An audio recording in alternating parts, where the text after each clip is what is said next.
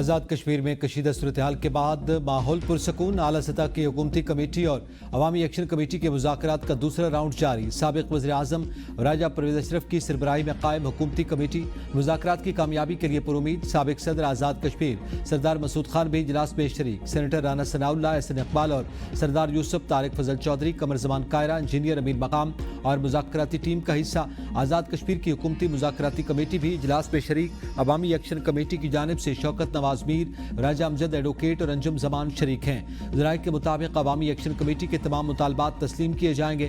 پاکستان میں مقیم مہاجرین وزراء کی تعداد اور برآت پر کمیٹی تشکیل دیے جانے کا امکان۔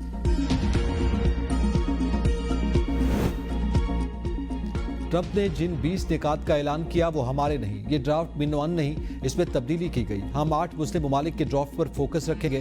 فلسطین کے حوالے سے قائد اعظم کی پالیسی پر ہی عمل پیرا ہیں۔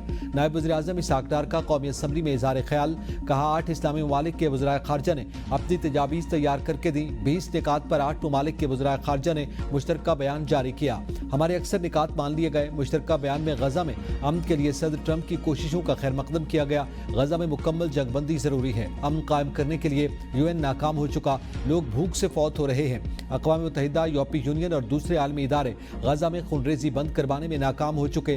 وزیر اعظم نے UN اسمبلی میں اسرائیل کا نام لے کر مذمت کی۔ ہم اسرائیل کا نام بھی نہیں سننا چاہتے، ہمارے اسرائیل سے کوئی روابط نہیں۔ سابق سینیٹر مشتاق احمد سموتھ فلوٹیلا میں تحویل میں لیے جانے والوں میں شامل۔ چین کے ساتھ ہمارا تعلق تھا، ہے اور رہے گا۔ سعودی عرب کے ساتھ دفاعی معاہدہ ہوا، وہ بہت اہم ہے۔ کئی ممالک نے معاہدے میں شمولیت کا اظہار کیا۔ یہ نیٹو طرز کا اتحاد ہوگا۔ وہ وقت جلد آئے گا جب پاکستان 57 اسلامی ممالک کی قیادت کرے گا۔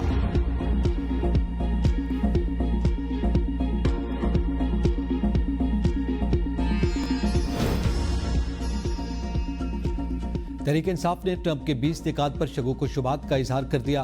قومی اسمبلی میں اظہار خیال کرتے ہوئے اسد قیصر نے کہا کہ ٹرمپ کے 20 نکات نہیں آئے تھے کہ ٹویٹ کر دی گئی۔ وزیر اعظم قوم سے معافی مانگے، انہوں نے قوم کے جذبات کو مجروح کیا۔ کوئی بھی معاہدہ جس میں فلسطینی عوام کی رائے نہ ہو وہ قابل قبول نہیں۔ نائب وزیر اعظم آئیں بائیں شائیں کر رہے ہیں، کیا اپنے فیصلے میں پارلیمنٹ سے کوئی مشاورت کرنا تھی یا نہیں؟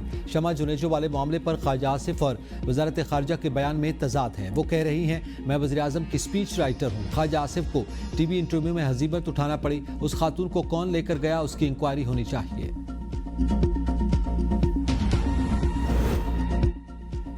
نائب وزیر اعظم اسحاق ڈار نے شمع جنیجو کو حکومتی وفد کا حصہ مان لیا۔ قومی اسمبلی میں اظہار خیال کرتے ہوئے اسحاق ڈار نے شمع جنیجو کے ذکر پر پہلے اپوزیشن کو طنزیہ جواب دیتے ہوئے کہا کہ کھمبے لگے ہیں لیکن آپ کو ہر جگہ شمع نظر آتی ہے۔ اقوام متحدہ میں جو وفد جاتا ہے وہ وزیر خارجہ کے دستخط سے جاتا ہے۔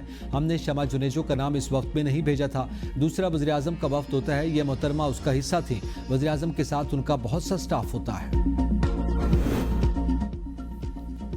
پیپلز پارٹی کا وزیر اعلیٰ پنجاب مریم نواز کے بیانات کے خلاف قومی اسمبلی سے واک آؤٹ۔ نوید قمر نے کہا کہ ہم ایوان سے بطور احتجاج واک آؤٹ کرتے ہیں۔ آن گراؤنڈ حالات جو کہ تو ہیں اور کوئی تبدیلی نہیں آئی۔ ہم اس وقت اس ایوان کا حصہ نہیں بن سکتے جب تک حالات تبدیل نہیں ہوتے۔ بعد ازاں حکومتی ارکان پیپلز پارٹی کے رہنماؤں کو بنا کر واپس قومی اسمبلی میں لے آئے۔ صحافیوں کی جانب سے بھی گزشتہ روز اسلام آباد پریس کلب میں پولیس کی جانب سے تشدد اور توڑ پھوڑ کی مذمت کی گئی اور پریس گیلری سے واک آؤٹ کیا گیا۔ قومی اسمبلی اجلاس پیر کی شام 5 بجے تک ملتوی کر دیا گیا۔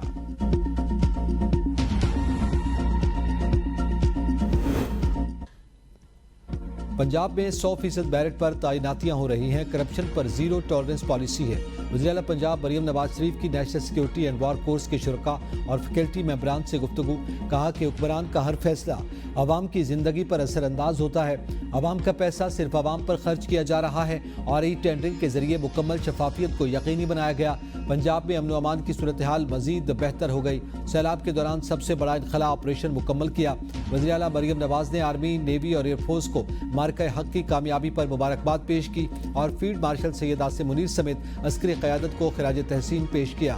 شرکاء کی پنجاب کے عوامی فلاحی منصوبوں کی تعریف، جاری منصوبوں کو حیران کن قرار دیا۔ اسرائیلی بحریہ نے سموتھ فلوٹیلا کی تمام کشتیوں پر قبضہ کر لیا۔ مشتاق احمد سمیت 450 افراد گرفتار۔ سموتھ فلوٹیلا کی آخری کشتی کو آج قبضے میں لیا گیا۔ میرینیٹ نامی کشتی غزہ سے 80 کلومیٹر دور تھی۔ اسرائیل نے تمام کشتیوں کو اشدود بندرگاہ پہنچا دیا۔ سماجی کارکنان کو یورپ ڈیپورٹ کیا جائے گا۔ عالمی فلوٹیلا پر فوجی دھاوے پر اسرائیلی وزیر اعظم کی ہردرمی برقرار۔ نیتن یاہو کی کارروائی پر اسرائیلی فوج کو شاباش۔ ترجمان دفتر خارجہ کے مطابق پاکستان اپنے شہریوں کی حفاظت کے لیے اتحادی ممالک کے ساتھ رابطے میں ہے۔ اسموتھ فلوٹیلا پر حملے کے خلاف پاکستان اور یورپ سمیت دنیا بھر میں احتجاجی مظاہرے، برطانیہ، اٹلی، فرانس، اسپین، یونان، ارجنٹینا، کولمبیا اور یمن سمیت دیگر ممالک میں فلسطین کے حامی مظاہرین سڑکوں پر نکل آئے۔ کھانا اور دوا کو کوئی خطرہ نہیں، chairman Peoples Party Bilawal Bhutto Zardari کا گلوبل اسموتھ فلوٹیلا کو اسرائیل کی جانب سے روکے جانے پر رد عمل۔ کہا اسرائیل نے اسموتھ فلوٹیلا کو روک کر ڈاکٹرز اور رضاکاروں کو حراست میں لے کر انسانیت پر کھلا حملہ کیا۔ سینیٹر مشتاق احمد کو حراست میں لے کر بین الاقوامی قوانین کی خلاف ورزی کی۔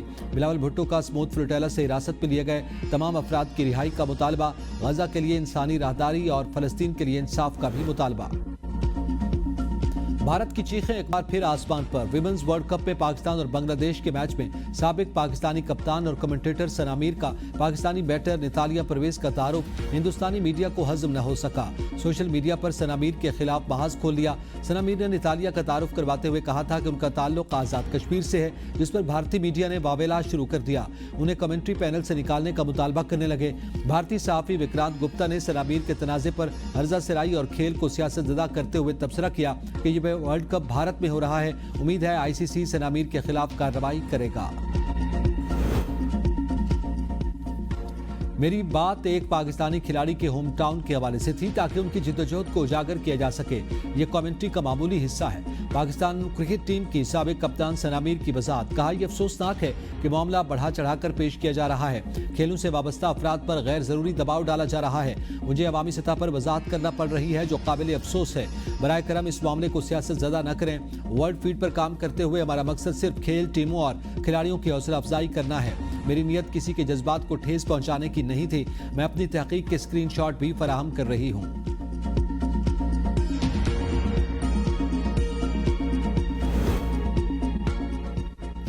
پاکستان نے سیلاب سے نقصانات کے درست تخمینے کے لیے عالمی اداروں سے مدد مانگ لی۔ اقتصادی امور ڈویژن کا عالمی بینک، اے ڈی بی، یورپی یونین اور یو این ڈی پی کو خط۔ عالمی بینک سیلابی نقصانات کے تخمینے میں تعاون دینے کے لیے تیار۔ عالمی ماہرین کی تکنیکی مدد سے نقصانات اور بنیادی ڈھانچے کا درست تخمینہ لگائے گا۔ اقتصادی امور ڈویژن کے مطابق سیلاب سے 1000 سے زائد اموات، 1100 افراد زخمی ہوئے۔ ملک بھر میں 12,500 سے زائد مکانات، 240 سے زائد پل تباہ ہوئے۔ پنجاب میں زراعت اور دیہی علاقوں کے سب سے زیادہ نقصان پہنچا۔ نقصانات 700 ارب روپے سے تجاوز کر چکے ہیں۔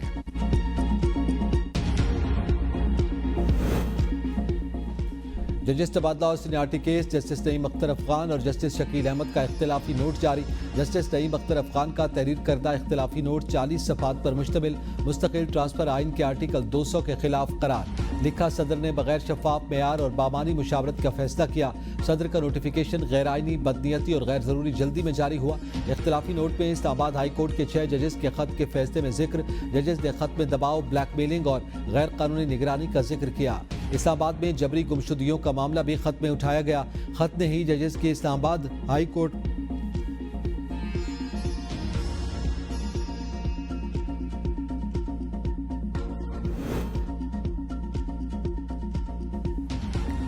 سندھ ہائی کورٹ نے جسٹس طارق محمود جہانگیری کی ڈگری منسوخ کرنے کا نوٹیفیکیشن معطل کر دیا۔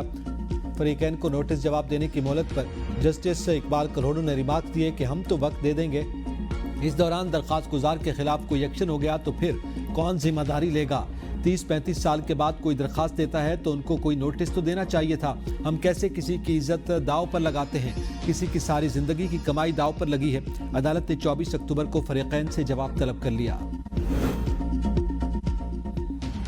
اور جڑواں شہروں راولپنڈی، اسلام آباد میں موسلادھار بارش اور ژالہ باری، بالا کوٹ کے پہاڑی علاقوں کو مکڑا، کو مسلح، ملکہ پربت اور جھیل سیف الملوک پر سردیوں کی دوسری برفباری۔ چوٹیوں نے سفید چادر اوڑھ لی۔ دلکش مناظر، سردی کی شدت میں نمایاں اضافہ، گرم کپڑوں کا استعمال شروع۔ مقامی چرواہوں نے نقل مکانی شروع کر دی۔ سیاح بڑی تعداد میں شوگران، ناران اور شاڑان پہنچ گئے۔ مری، کوٹا، کوٹلی ستیا میں بارش ہوئی۔ ٹھنڈی ہواؤں سے خنکی میں اضافہ۔ ایبٹ آباد میں شدید بارش سے گاڑی ندی برو میں بہہ گئی۔ 5 افراد کو بچا لیا گیا، 2 جاں بحق۔ محکمہ موسمیات کی آج مختلف شہروں میں بارش کی پیش گوئی۔